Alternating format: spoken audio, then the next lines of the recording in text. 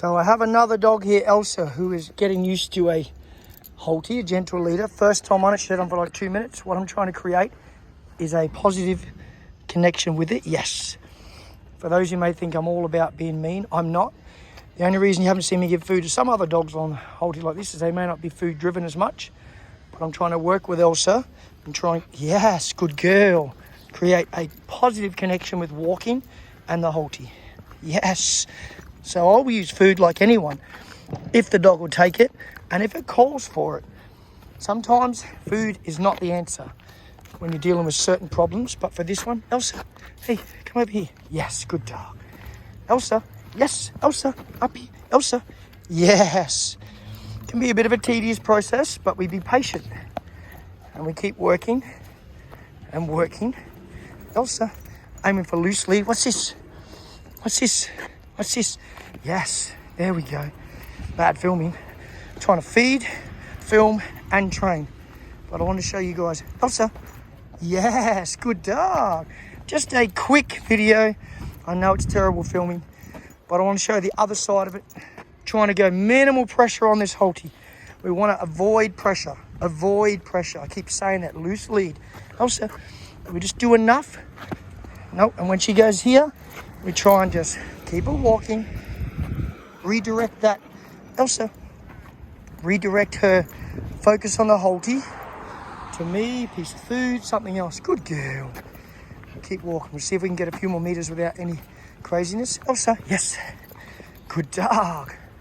Rewards, positive reinforcement. I'm not against it. I'm all for it. For those who think I'm not, but there is a time and a place. Elsa, yes, good dog. Where dogs need correcting, I stand by that. I know people disagree, each to their own. Elsa, sit.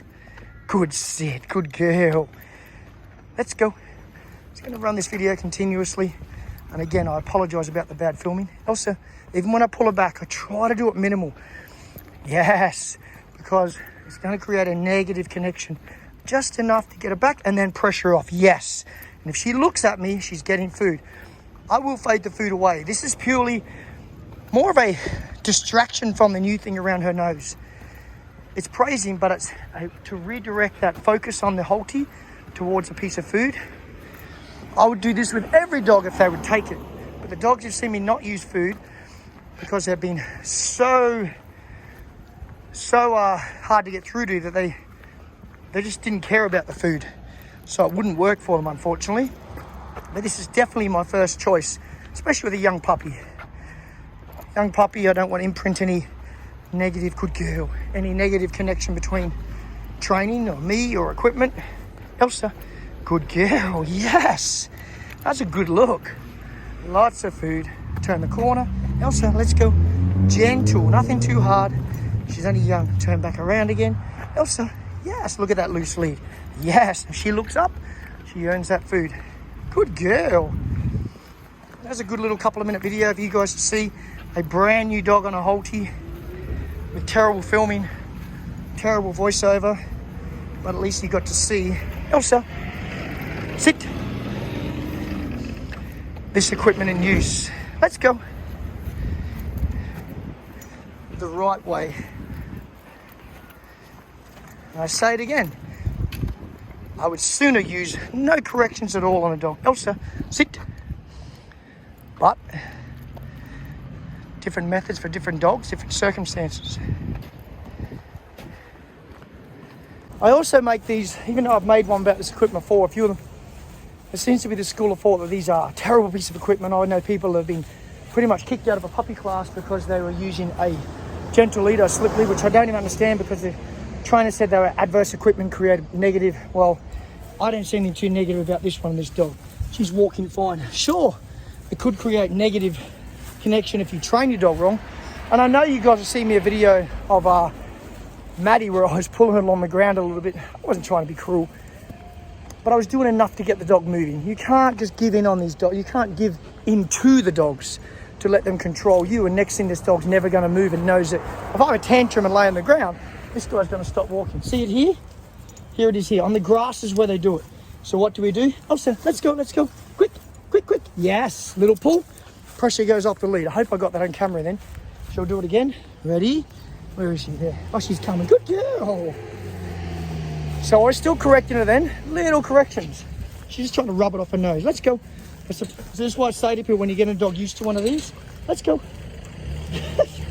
Try to avoid the grass because this happens. This is what happens. But I don't tell the dog off. I'm not going to reprimand her. I'm just going to... I need a third person. I'm going to grab this lead once I get it untangled. Elsa, let's go, let's go. Good girl. And get her walking. Don't make a big deal of it. Pretty normal behaviour. It was bad filming. I think I missed most of that. Very difficult. Point is, make the dog walk within reason. I'm going to drag it too far, but little taps, little pops. So like this one here. Let's go. Quick. Come on. Yes, good dog. And then as soon as she walks, pressure goes off. I'd normally be giving it a bit of food right now, but I don't have 3 hands. I can't do it. So that gives you an insight how we do it again. And just a new dog I thought I'd show you. Hope you got something out of this video and you can train your little dogs if you need to get them used to these. Will I fade the Halti out eventually? Yeah. But it's a nice tool initially for a little puppy to teach him to walk back, and you can gently fade the Halti out if you need to. That being said, you don't really have to.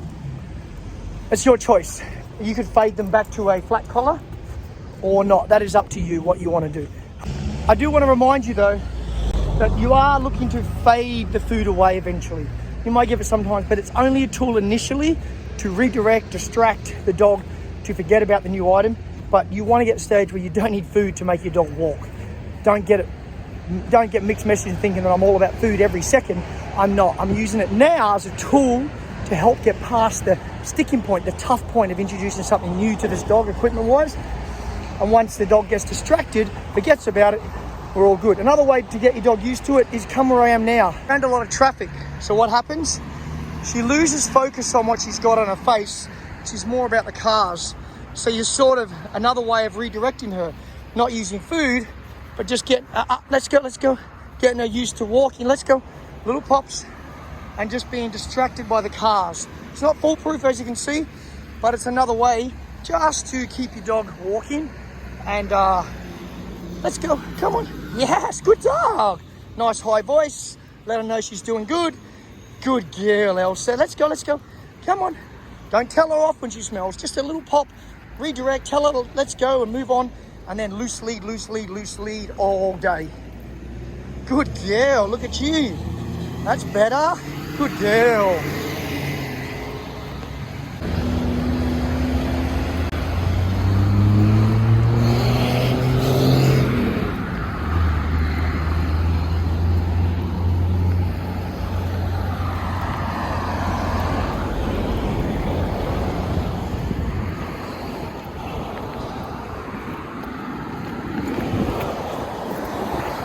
Another way is jog a bit on the road, on the grass. Get your heart rate up, keep your dog moving, break their focus on what they're doing that's new. And you get fit while you do it. Oh, she's gonna roll here, I think. If I get across this grass without her rolling down, I'll be amazed. Good girl. Let's go. Yeah. This dog loves moving, full of energy, never stops. Good girl, Elsa. All these cars. What a good girl. Oh, pee break.